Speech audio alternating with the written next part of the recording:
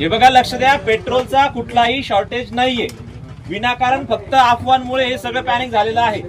तुम्ही रोज जेवढं टाकतात तेवढं टाकलं तर काहीच प्रॉब्लेम नाहीये. पण तुम्ही आज काय केलंय, अफवांच्या भरोशाने ते गाडीत पण फुल करताय, टँकर आपलं ते सोबत ड्रम आणताय, बकेटी आणताय.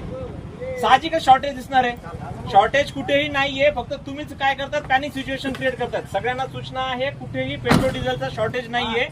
फक्त तुम्ही ज्या ठिकाणी रोज 100-200 टाकतात त्या ठिकाणी आज 500चं गाडीत टाकतात. परत 5 लिटरची घरून कॅन घेऊन यायला लागलेत आणि तुम्ही जास्त गर्दी करायलेत. त्याच्यामुळे या ठिकाणी असं वाटतंय की पेट्रोलचा शॉर्टेज आहे. पेट्रोलचा शॉर्टेज नाहीये. व्यवस्थित लाईनीत या, सगळ्यांना पेट्रोल भेटणार आहे. तुम्ही गर्दी केली तर पेट्रोल पंपवाले पण काय होत आहेत, पॅनिक होत आहेत आणि विनाकारण मग इथे गोंधळ वाढतोय आणि लोकांमध्ये खोटे चुकीच्या पद्धतीचे व्हिडिओज काय होतात, व्हायरल होत आहेत आणि त्या व्हिडिओचा आधार घेऊन परत अफवा पसरतात की पेट्रोल संपलंय, डिझेल संपलंय, गर्द्या होत आहेत किंवा शॉर्टेज होतोय. शॉर्टेज नाहीये.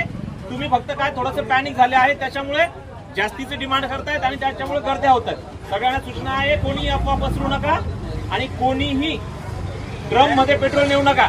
तुमच्या गाडीत घेऊन जा. सगळ्यांना पेट्रोल भेटणार आहे आणि पेट्रोलचा कुठेही तुटवडा नाहीये. ठीक आहे.